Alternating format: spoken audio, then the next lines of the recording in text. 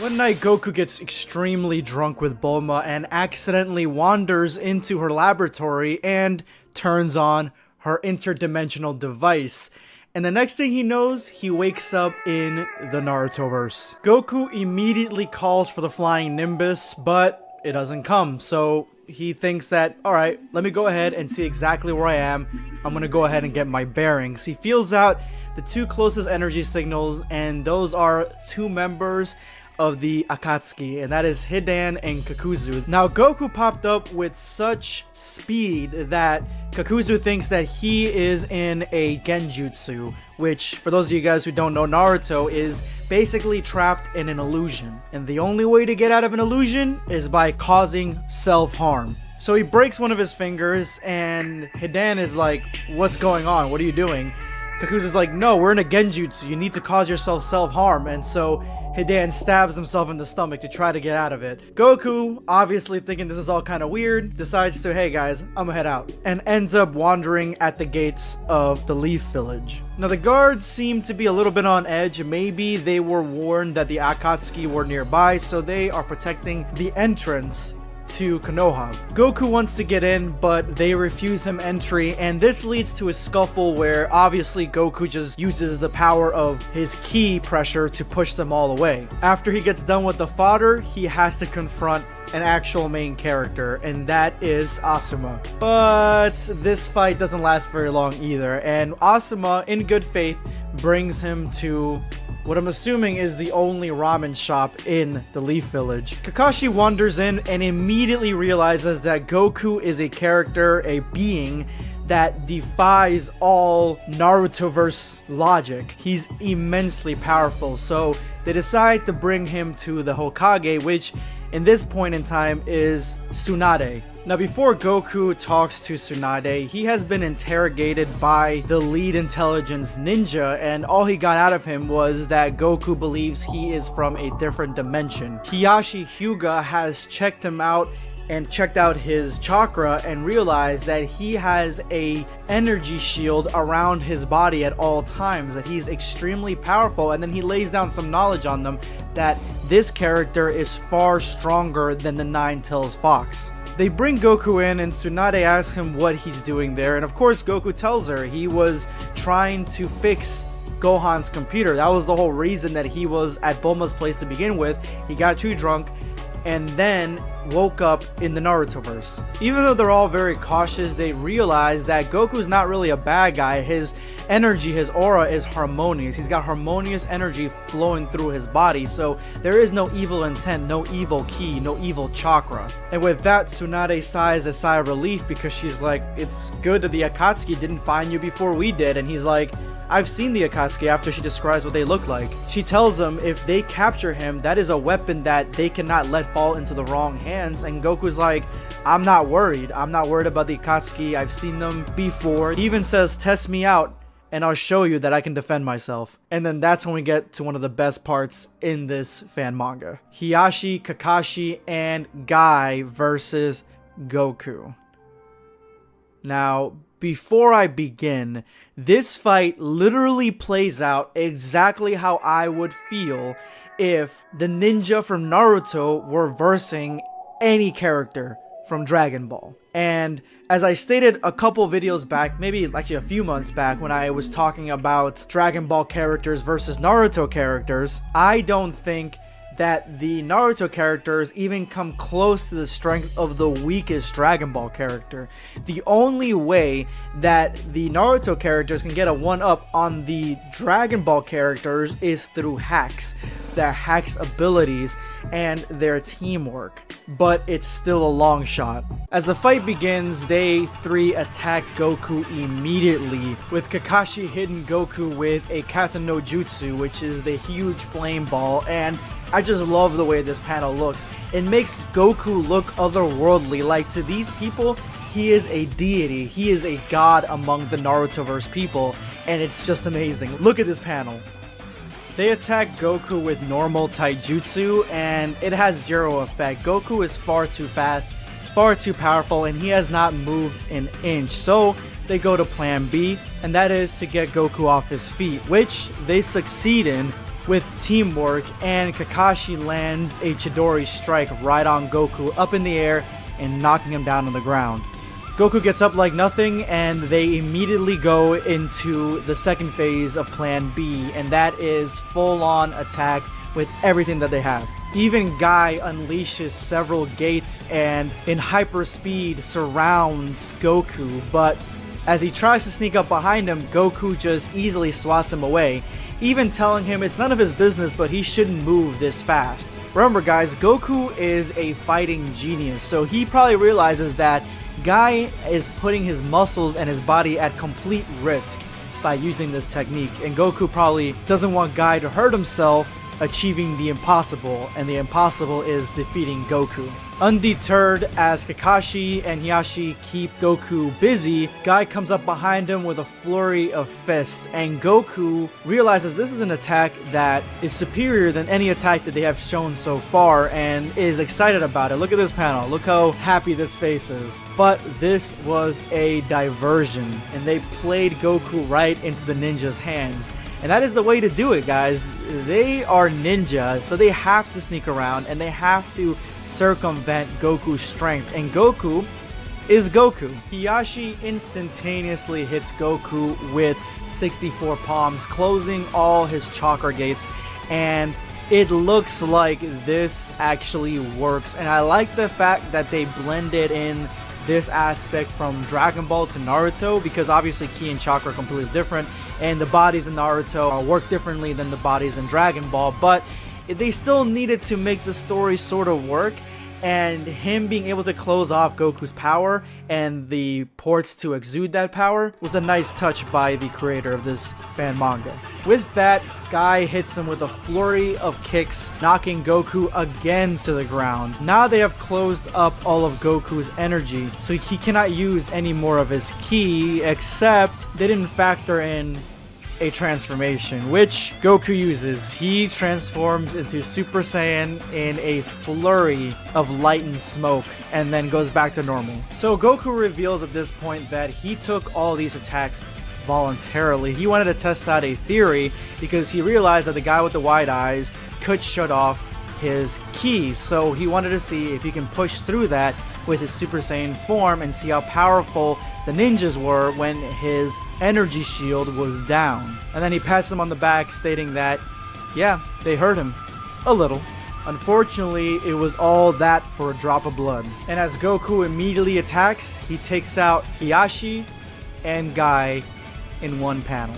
He underestimates Kakashi though, and doesn't hit him with full force. He just knocks him back with air pressure, and Kakashi's still good after this because he hits him with his Sharingan. And I just love the way this panel looks. Guys, genjutsu, the powerful genjutsu that the Narutoverse has, can be used in a very hacksy way to take out Dragon Ball characters in very specific situations. Unfortunately, in this one, I don't think Kakashi's Sharingan was either powerful enough or he didn't have enough energy to really deal Goku in, because he tries to knock Goku out with the Sharingan, and Goku's about to pass out but gets right back up and is extremely excited to what just happened. He's extremely happy. Unfortunately, seeing this being Goku's reaction, Kakashi forfeits the match and Goku wins. Hidan and Kakuzu go back to the Akatsuki and tell them about Goku, and Itachi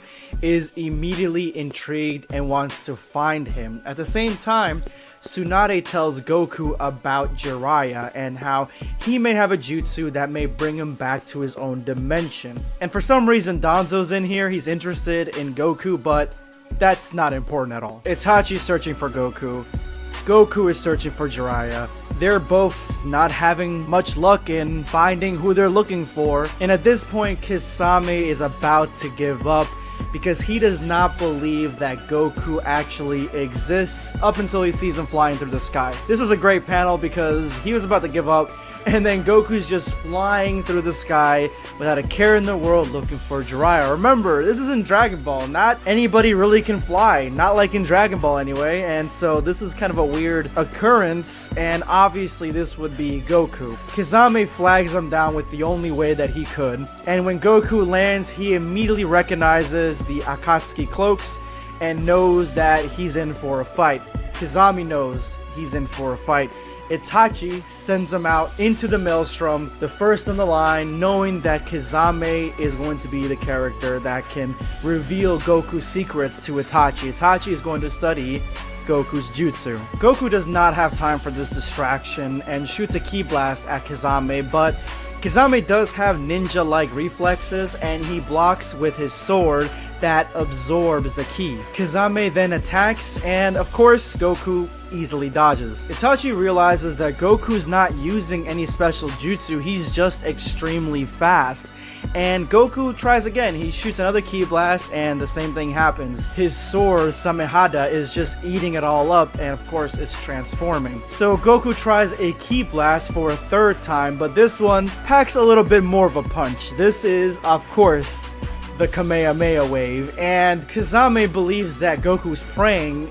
Itachi knows what's going on. He can instantly feel that this attack is not a normal attack, and Kizame, it's a little bit too late for him. He tries to block the Kamehameha wave, and he thinks that his sword will be able to absorb it all, but that ain't it, Chief. It breaks right through, and it looks like that's it for Kizame. And then Goku tells Itachi what most of my comment section told me or told anybody else in my last video, and that is that he can easily destroy the entire planet if he wanted to. The power gap between his power and their power is at such an extreme level that there really is no chance for them to win. But then Kizame stands up. So Kizame healed himself and now he has a breakdown of Goku, his abilities, his personality, even his clothing. And I'm just gonna read what he says because it's so badass. It's so Goku. The bad news is that this man have at least twice as much chakra as both of us.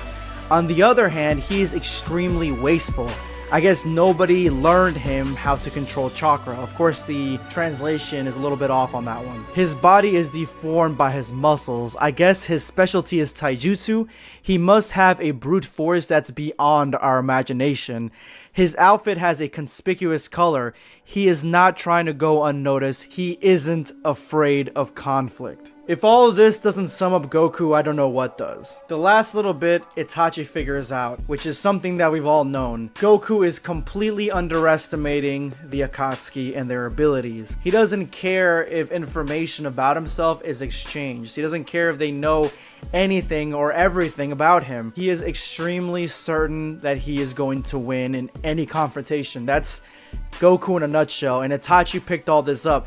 And I like the difference here because Goku again is a brawler. He's a fighter. He is on the front lines and he's not ninja in any sense of the word, while these guys, the way the guys fight in Naruto, they want to keep information away from their opponents. They fight in a very subversive manner. So I like the way that this is portrayed in this Dragon Ball fan manga, and that's one of the things I love about any Naruto versus Dragon Ball fight. So Itachi traps Goku in a genjutsu, and we see some of Goku's old friends coming out of the woodwork. We see Frieza, or Zombie Frieza, and Ghost Boo and Ghost Cell, but Goku is like, if I hadn't to spend a whole week in Konoha, then I would have been at the mercy of this jutsu, but I've been taught how to break through genjutsu. But little does he know, at the same time, Kizame is making a water bubble around Goku. Now, I'm almost certain Goku can drown, and that he cannot breathe in space, at least not too far away from Earth, apparently. I don't know. But these methods could probably kill Goku if they were implemented in the correct way and he wasn't using any of his transformations to beat them. So Goku powers up and breaks through the genjutsu, finding himself in a giant water bubble. Obviously, he cannot breathe underwater, so he's holding his mouth. And then we get to the best panel in this entire chapter. I don't care that this is a fourth wall break. I really don't. I am just enjoying the ride that is this Dragon Ball fan manga, and this is just perfect, guys. It is perfect. Not only does it show that Goku's funny, it also brings in another franchise that's one of my favorites, which is Pokemon. And then Kizame just looks so badass in his transformation where he fuses with his sword. It just has so many elements of different anime that I love that I can't just help but forgive this fourth wall break. Goku should not know about Pokemon, and yet he does, and he calls Kazame one. It's amazing. I love this. I'm in complete love with this. This is awesome. Kazame attacks, but he is still not fast enough to hit Goku, and this is an advanced form for Kazame. He's actually like a lot faster in this form, but again, not anywhere near Goku. So Kazame decides to do the attack that he did when he faced off against Guy, and that is use the power that he has in his sword, the one that he absorbed, and shoot it at Goku in this gigantic shark. Now, if Goku were to retaliate, the shark will absorb the ki and then grow even larger. That's basically the premise of it. And Goku has faced this before. He faced Yakon in Dragon Ball Z in the Buu Saga. He's done this game before, so he knows that there's only so much that this shark can take when it comes to his power, and Goku has a lot of it. So he clashes with this giant shark and wins. The bubble bursts and Goku is free. Kazame goes back to his normal form, and Itachi knows how to defeat Goku, and he tells him that his fighting capabilities are way more than they can handle. Like they said earlier, his level of power is beyond imagination, but his mind is weak, and that's when Itachi puts him under another genjutsu, one specialized to affect Goku. Itachi knows how to defeat Goku, and he puts him under a genjutsu, and we get this new character. Now, as you can tell, we're past the genjutsu part. Goku has no idea that he's been placed under a genjutsu, and this chick shows up. She's gearing up, ready to fight Goku, and she calls Itachi and Kazame her senpai. And she claims that she can defeat Goku all on her own. Now, this is a brand new character to Dragon Ball in general, so I had no idea who she was, and I thought that the artists and the creators of this fan manga kind of brought a brand new character in to put in a wild card that can actually defeat Goku, but this is smartly done. She wants to fight Goku on her own, but she offers him chocolate first because they're going to have a fight to the death, and she might as well enjoy chocolate with a friend, and Goku's like, he loves chocolate, so he eats chocolate with her, which, first of all, they could have poisoned this chocolate. So Goku, again, not using his head, but it kind of shows why this chapter is important and why Goku's mind is easy prey for someone like Itachi. So this character introduces herself, and Goku introduces himself at the same time, and they're both named Goku. So this new character's name is Son Goku, and Son is spelled like the sun. And Goku is in complete shock. This character is basically a female version of Goku. She's got Goku's name, Goku's backstory, everything that makes Goku Goku, she's got it. And now if we look at her character design, we can kind of see where she looked exactly like Goku. Her hair kind of looks like Goku. She's got on this tank top that looks similar to Goku's gi, and if you look at some of the art, which I'm going to be showcasing to you guys later in a different video about this character Son Goku, her gi is orange, and even her boots look like Goku's boots except taller. So this character is a mimic of Goku, and now I'm thinking, did Itachi create a clone of Goku and for some reason make her a female version? I'm not exactly sure what the thought process was behind that, but I'm telling you guys, it gets extra spicy. Now, their fight is about to begin, and we cut back to the real world. And Goku's just standing there because Itachi has him fully under a genjutsu. Now, what is the genjutsu? It's the chick.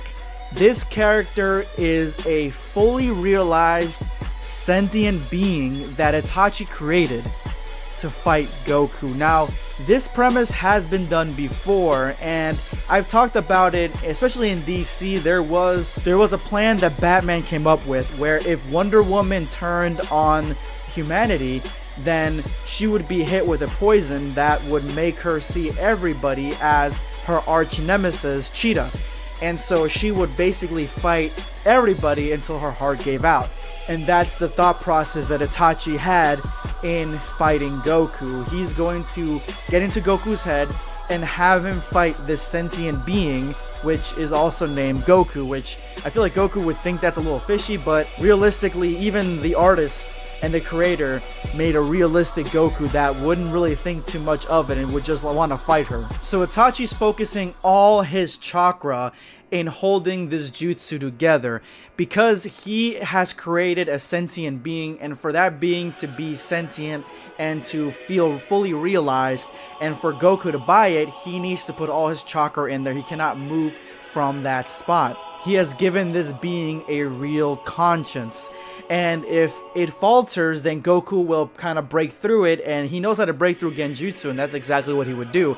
So the reason he's holding Goku up like this is because he wants Kazame to inject one of Sasori's poisons into Goku to kind of get him neutralized, and then that way they can capture him easily. But then, before he's able to poison Goku, motherfucking Naruto shows up, and I'm sorry, whenever Naruto showed up in Naruto or Naruto Shippuden, it's got the same effect as when Goku shows up in sticky situations. You know everything is going to be alright, and not only that, he also has the GOAT Jiraiya with him at the same time, so you know Goku is about to be saved. The fight in between Goku and Goku heats up, and they're basically going all out because even Kazame mentioned to his Goku that, yeah, they are basically in a desolate area. There isn't anybody for hundreds of miles that can go all out, and I think he knew that our Goku would appreciate that, so he would go all out and kind of wear himself out even more. And right now they are fighting evenly in base form. They go into Kaioken, and of course Itachi's Goku knows Kaioken as well. They go into that, and then that's when Itachi's Goku shows that she's also a Saiyan by going into Super Saiyan to Goku's surprise, and immediately gets the upper hand until Goku is forced to go into Super Saiyan as well. And this has the added effect, which was a cool little touch, that in the real world, Goku goes into a Super Saiyan transformation. And just like some of my favorite Dragon Ball moments, Itachi, Kazame, Naruto, and Jiraiya are in awe at the Super Saiyan transformation and how much chakra he has now. Jiraiya and Naruto try to get at Itachi, but Kazame is in the way. And remember, this is Naruto from Shippuden, probably early Shippuden, so he's not gonna be at the level as he was at the end of Naruto Shippuden, but we still got Jiraiya here, so that counts for something. The fighting between two Super Saiyans is fierce, and Goku actually gets sold at one point where he thinks that the other Goku is going to have a Kamehameha enough to destroy the planet. He tries to stop her, but she instant transmissions right behind him and hits him at direct point-blank range with her Kamehameha. But Goku, in that split second, was able to realize what was going on and dodges it with his own instant transmission. And this altercation pushes them to go into Super Saiyan 2.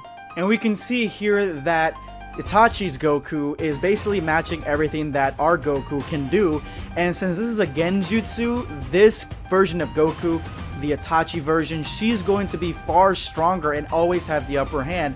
Goku, our Goku, ends up hitting her with a direct Kamehameha, and she's still fighting back, and at one point she even starts overwhelming him. And this back and forth just reminds me so much of Goku versus Majin Vegeta, two Super Saiyans going at it, blood, guts, and sweat. I love it. So at this point in the story, we get to Itachi's Goku overwhelming our Goku, and she even does a mouth blast to try to finish him off, and Goku realizes that if he keeps going like this, he is going to lose. And at this point, he should realize that this character is not going to get weaker. If he decides to go to a different level, then she's going to go to a different level, which I'm thinking that's the direction that this fan manga is going to be going. But Goku decides to hit that level first and goes into Super Saiyan 3. Kazame overwhelms Naruto. Again, this isn't the high tier level Naruto that we know at the end of Shippuden, and so Jiraiya is forced to go into Sage mode and attacks Kazame. Now Kazame is like, dude, why are you attacking me head on? My sword is going to cut you to ribbons, but the chakra, the Sage chakra that's coming off Jiraiya is so unstable and so dangerous that Samehada knows that this chakra is nothing to mess with and decides to hightail it out of there and runs away, leaving Kazame extremely open and down for the count. And this is when Jiraiya realizes that Goku is in Super Saiyan 3.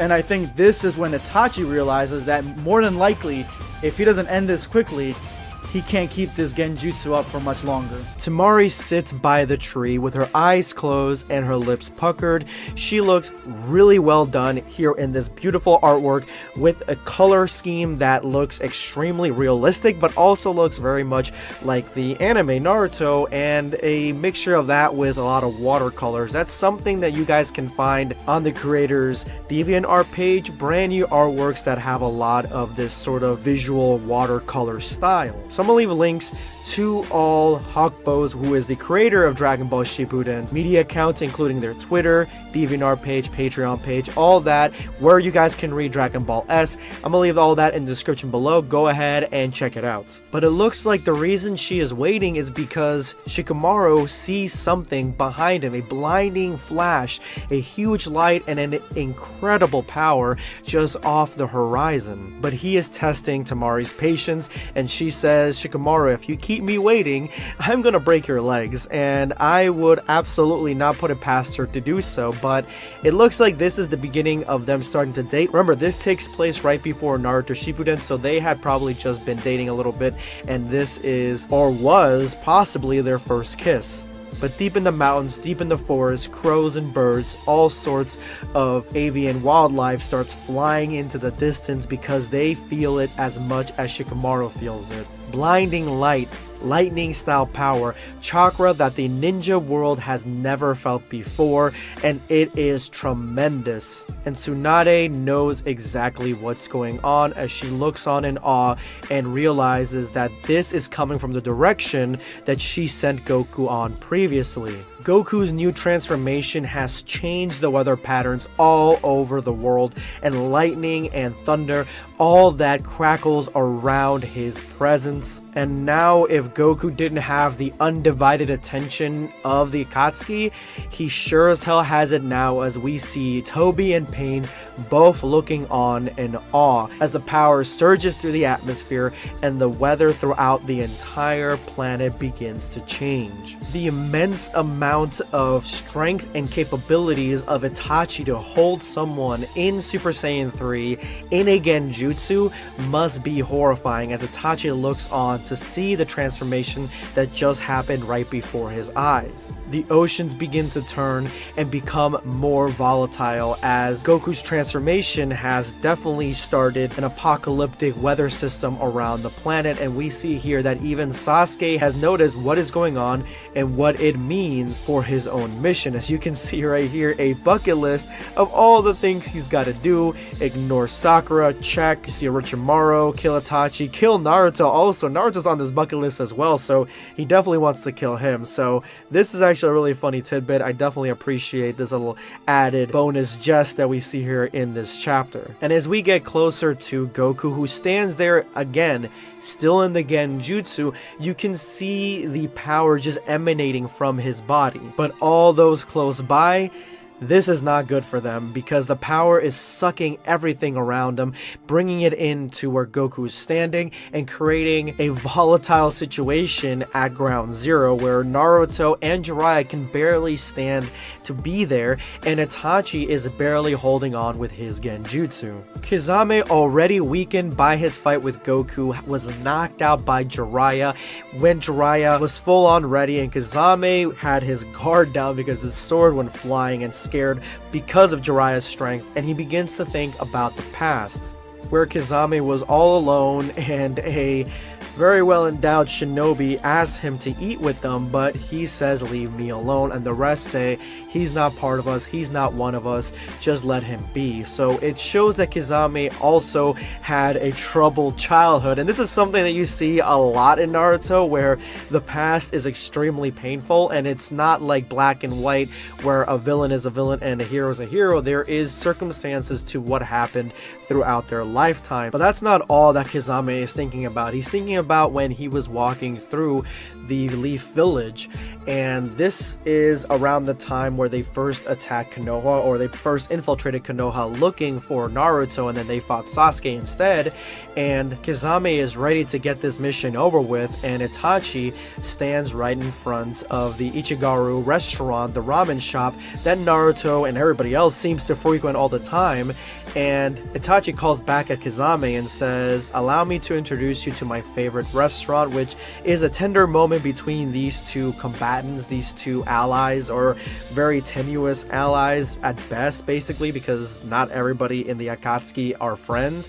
But it looks like Itachi and Kazame had an actual friendship going into this, and this is just showing how Kazame probably had only one friend in the world, and that was Itachi. And as Kazame comes back to reality, the realization is that he is possibly at death's door right now. That punch looks like it really took everything out of Kazame, and the fact that he is in the whirlpool of ki emanating from Super Saiyan 3 Goku probably isn't helping matters much. Back in the genjutsu, we see that Super Saiyan 3 Goku is a reality when facing off against his female counterpart, Sun Goku, S-U-N, and Sun is staring at him in awe. And for the remainder of this review for this story, I'm just gonna call the female version of Goku Sun and Goku Goku. She recommends that Goku surrender because at these levels right now, she would have a hard time not killing Goku, and if she is part of Itachi's genjutsu, I don't know if Goku dies in this genjutsu. He probably does die in real life, and they want to take Goku back, at least his body, to dissect it and see exactly what makes him tick. Maybe make some weapons out of Super Saiyan Ki and his biology, which would be crazy to even think about. Orochimaru would have a field day with Goku, and Goku says, "Don't worry about me, I'm fine." This is the moment where I started realizing that the artwork is a little bit different than it was before. It's more dynamic, it's more visceral, there's more musculature, there's more details, and it just looks like an enhanced style of what we've seen before. And it's been 7 years since he's drawn this Dragon Ball fan manga, so it definitely makes sense for there to be such a huge improvement in the artwork.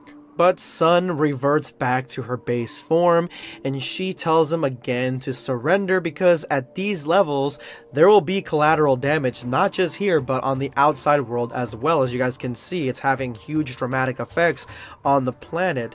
And she asks him, "I'm fine with killing innocent people, are you?" So that just shows that even though she is the female counterpart to Goku, she isn't exactly like female Goku. She's just kind of like the visualization, the representation of what Goku is in a female form. But she, as I told you guys before, has basically taken a life of her own, and I'm hoping that she becomes an actual real life character. Maybe she pops out of the genjutsu and becomes real at some point.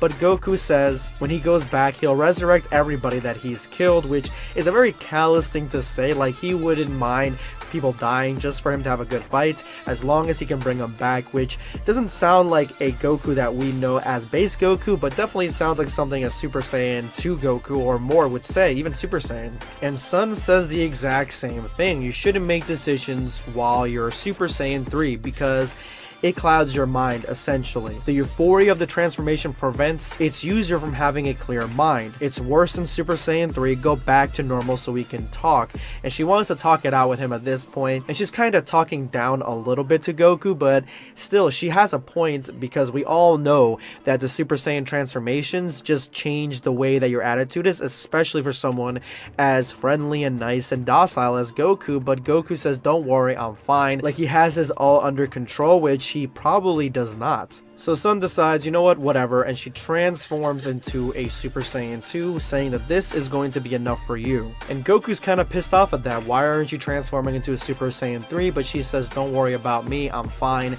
Listen, focus on yourself. I have enough power in this form." Obviously, you guys can tell the culture that is throughout this entire page. There is a lot of culture coming from Sun. Again, this is my favorite Dragon Ball fan manga right now, and this is one of my favorite Dragon Ball fan manga characters to ever exist. Maybe I should make a list on top 10 Dragon Ball fan manga characters, like original characters, because there are a lot of them, and she would definitely be at the top. Goku's surprised, "You sound like you're stronger than me," and she cuts him off. "I am. You're not the first Super Saiyan 3 that I've killed," which really kind of messes with my mind because she's supposed to be a part of the genjutsu, something that Itachi just came up with, but it almost seems like she is a reality, maybe in a different universe or something. Remember, the Sharingan can transport you to different dimensions, so maybe, I don't know, she is real and Itachi transferred Goku's consciousness to a different dimension where there is a female Goku. I don't know, but Goku says it's fine with him. interesting. He is excited. Let's fucking go. And she probably should have transformed because he gets the first hit and it looks like it's completely devastating, hitting her right in the stomach, and she did not see that coming. Like, the levels of power that Super Saiyan 3 showcases and how strong it is to normal people and just in a ninjutsu world and just a ninja world and even to the female counterpart Sun shows so well in the way that this art is shown with the powers, the abilities, the strikes, because look at this. This looks like really strong, really chaotic, and a lot of ki that was pushed into Sun to make her go down, and looks like she is definitely going down, you know what I'm saying? But before she has a chance to catch her breath, essentially, because he basically took the air out of her, he grabs her by the head and shoves her on the ground. And because she insulted him by not transforming to a Super Saiyan 3, he is going to show her that she probably should have, and he is going to end this battle. And I love the detail in this artwork, Hakubo. This is amazing. This is my favorite panel. I know there were a lot of, cultured panels before, but this one is my favorite one right now.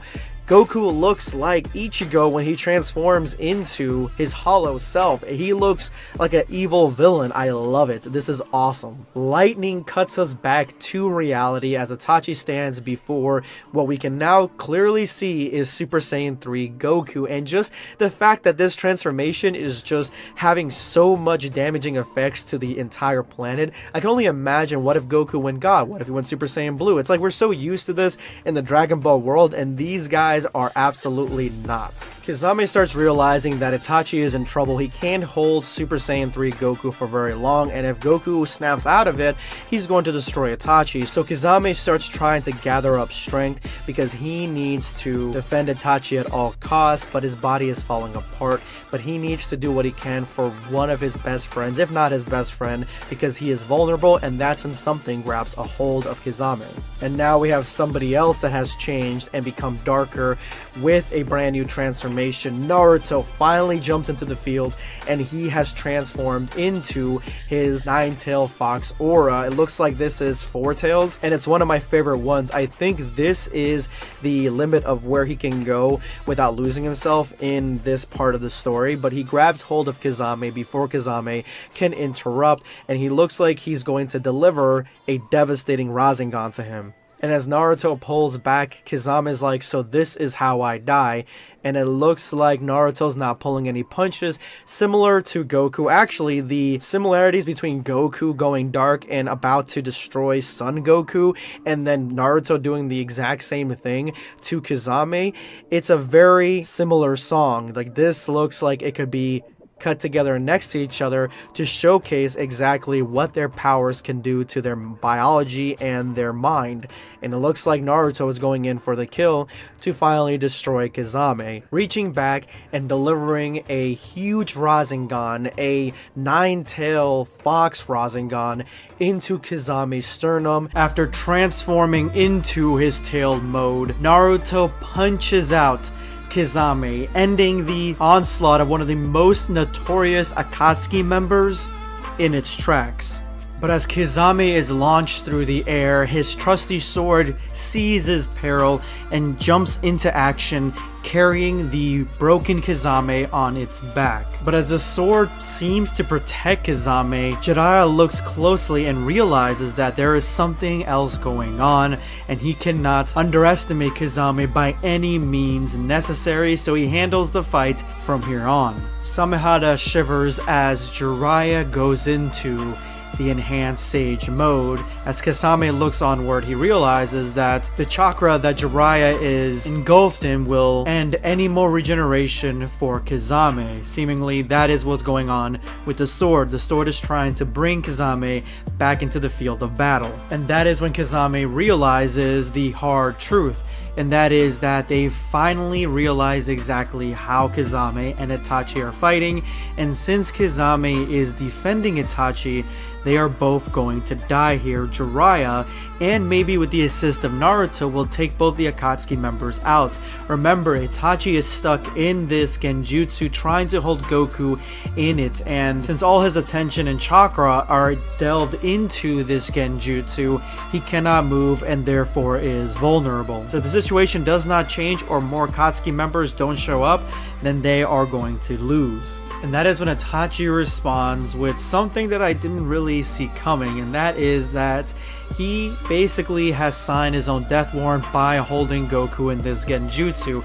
If he relinquishes the genjutsu, Goku is strong and fast enough to obliterate Itachi and Kizame. So Itachi's fate is sealed regardless. If he lets go of the genjutsu, Goku kills him. If he holds the genjutsu, Jiraiya kills him. But he says that Kizame can still make it. He can still run away. And as the fire rages inside the genjutsu battlefield, Son Goku is thinking back to what the Akatsuki had told her, that if she strikes a deal with them, then the Akatsuki can help her get them back. Now, whether that means revenge or to get someone she lost is unsure, but right now she is thinking back to the deal that she struck, making it clear that she may not just be a genjutsu after all, she actually may be a real-life living person. Son Goku agrees with Goku that right now in her condition, if an attack hits her in Super Saiyan 2, then she will most certainly lose, let alone the Super Saiyan 3 that Goku is holding. And Goku concurs, saying that he kind of wishes that she could touch him because he is wanting a fight, but right now he is pulling his punches, trying not to kill her. And I know what you're all thinking, but I'm not going to make the comment here that you guys all want me to make. And that is when Goku pokes the bear by saying that considering her abilities, those she must have killed must have been ridiculously weak, and this is enough to trigger female Son Goku's rage, and she explodes into a fury of ki, screaming to the top of her lungs, "How dare you!" And as her hair grows and the ki envelops her, it is clear exactly what has happened. She has been pushed into the Super Saiyan 3 state. To Goku's gleeful expression, Goku's happy because now he has the fight that he wanted. But since Son Goku has been mimicking his transformations up to this point, it is kind of strange she would have to have some sort of outer trigger to go into the Super Saiyan 3 states, and she's been just copying Goku's transformations. But this just holds more credence to the fact that she more than likely isn't just a genjutsu, but she is a real life person, that she is maybe an alternate version of Goku from a different dimension, which would fit nicely into the multiverse aspect of Dragon Ball Shippuden. But female Son Goku makes it clear, I only need one hit. And if you haven't noticed already, I haven't mentioned it yet, but the artwork in this is phenomenal. It was the same thing with the last chapter, the renewal series, the one that has continued after years and years of hiatus. The last chapter in this one has a more detailed and more visceral type of art style, and I definitely love it. I think that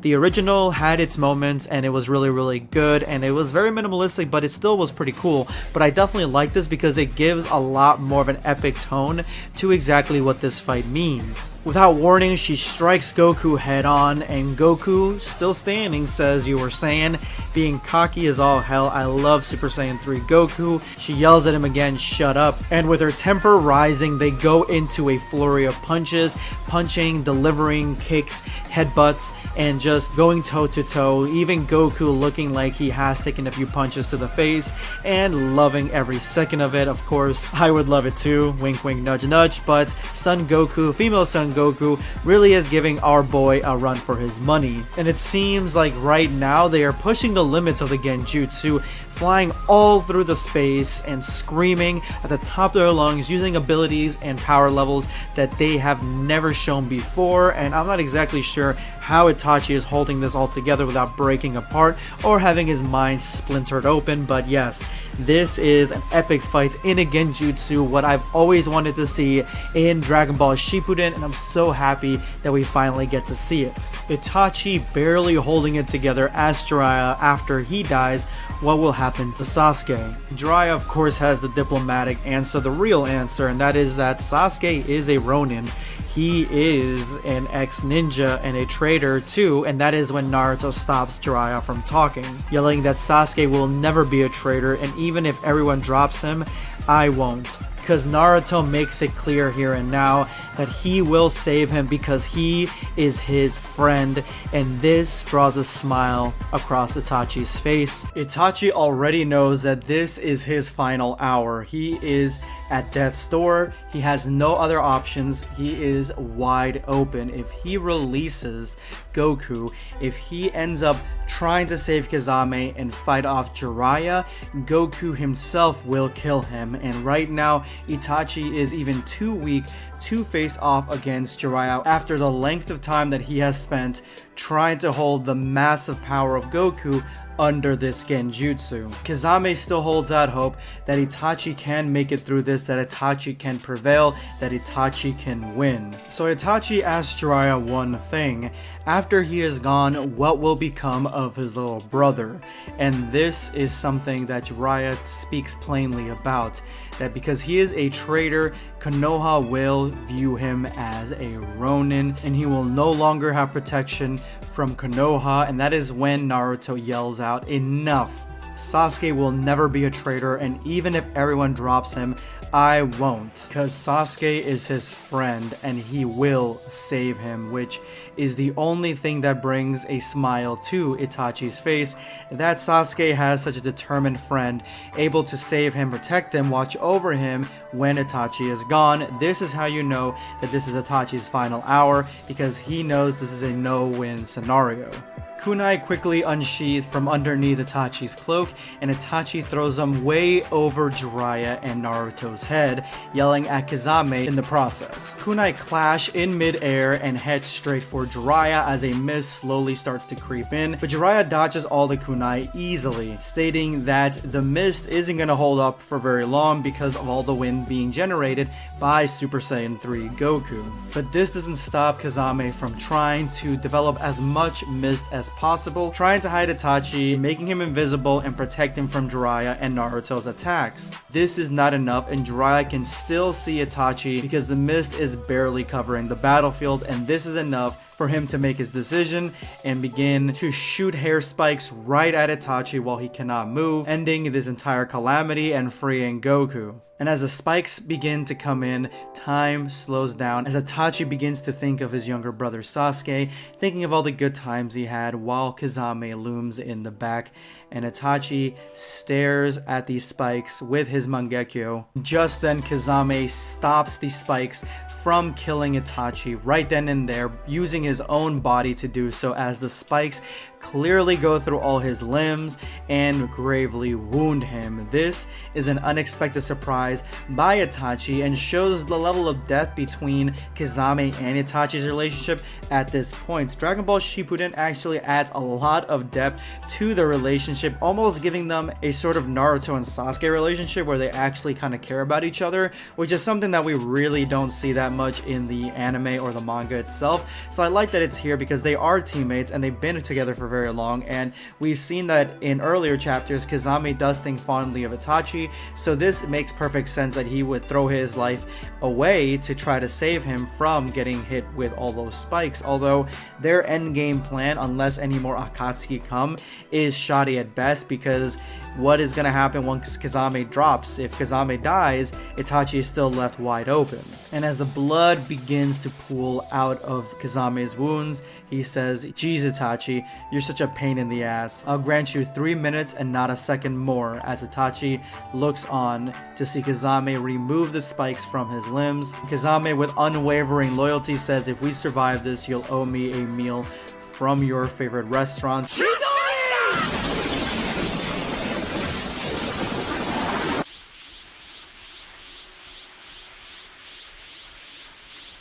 We are not used to seeing you expose yourself.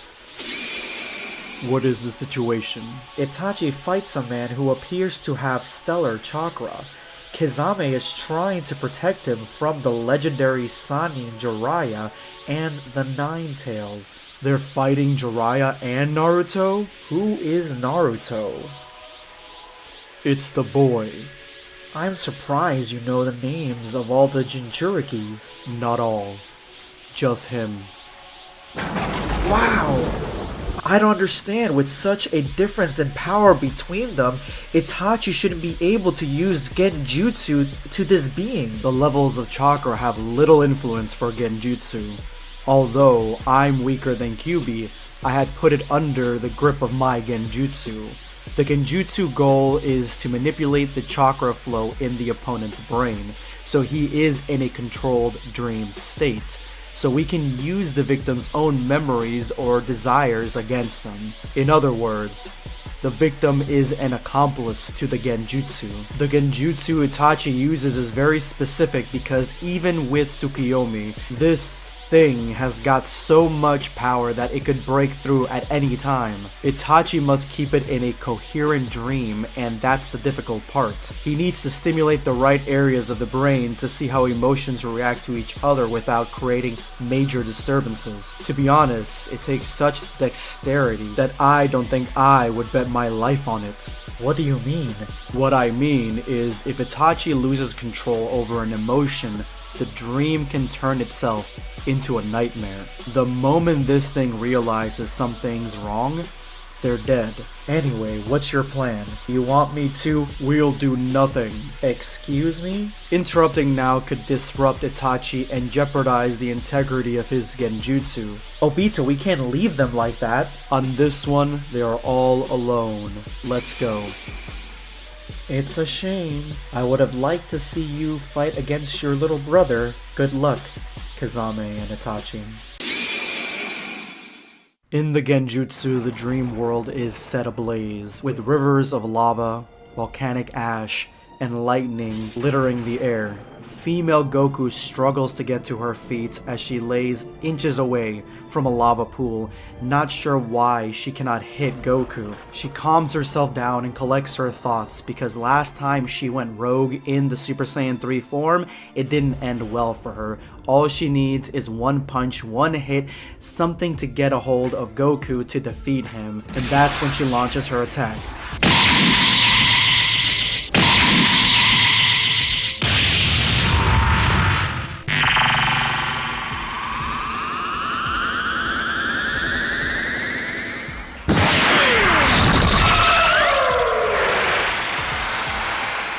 Female Goku deflects this blast into a small village on the horizon, and it is completely obliterated.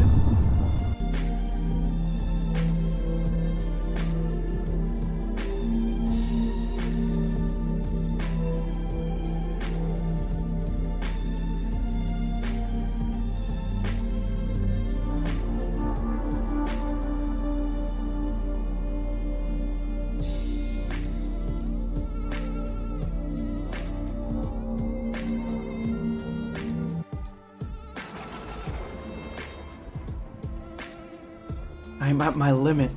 If he hits me one more time, I'm done.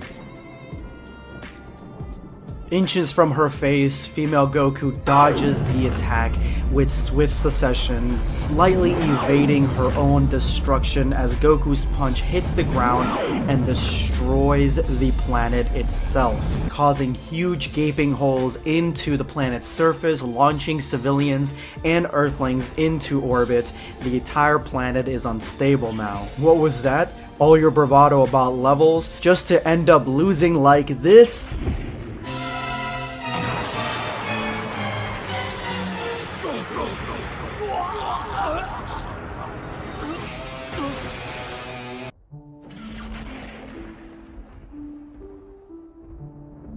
Do not resist. The more you resist, the harder it'll be. You use level 3 way beyond its limits, and now it's time to pay the price, son. You know why I beat you? Because you have free access to Dragon Balls in your world. I, on the other hand, don't. My actions have consequences, and I have to deal with them. That difference makes me tougher and superior to you, boys. You really do like to show off just to lose in the end. A simple punch can kill you now, but instead, I'll honor you with something else. Here's the technique I used to kill the previous level 3. Big Bang Attack! Goku teleports right behind female Goku and gets her in a headlock. and now he's realized the truth that female Goku had held up more of her power in reserve in Super Saiyan 3 just to outlast himself a little while longer. He says it's cheating, she says it's strategy. Look at you, you can't do shit to me. All you can do is teleport yourself to an energy source, and here the only power source around is my great self. You don't have the power nor the techniques to take me down, boy. You're not a bad person. We shouldn't kill each other like that. How nostalgic. A long time ago when I was naive, I tried to change people. Sorry boy, but I am not Vegeta nor Piccolo. I'm going to kill you here and now. Any last words before I send your ass back to Dende? You know son, you're not the only power source around. Your big thing is too. Crap! Using instant transmission trickery, Goku gets her to take the full blunt of her Big Bang attack, and Goku declares himself the winner. But on the outside, a very different story has shown itself. Goku has now, in real time, powered himself down to base. But Itachi is still left with a difficult choice, and he's deemed it too difficult to capture Goku now. There's no point in it with their current strength and limitations. But Jiraiya won't let Itachi escape that easily. We're already gone. You are currently under my genjutsu, Jiraiya-sensei. In a few seconds, your frogs will release you from my illusion. I take this moment of rest to ask you to prepare a scroll to seal my dark flames. And why would I do that? When you are freed from my jutsu, please look behind you. Naruto! Itachi seems to have pushed himself beyond his limit as well, capturing everyone in a genjutsu as him and Kazami wander off, but at the same time using the dark flames against Naruto, who had the advantage against Kazami. That is the end of today's chapter. If you guys enjoyed it, hit that like button, I really appreciate it. If you like Dragon Ball fan mangas, I got one for you right here. Subscribe for more content. Perish.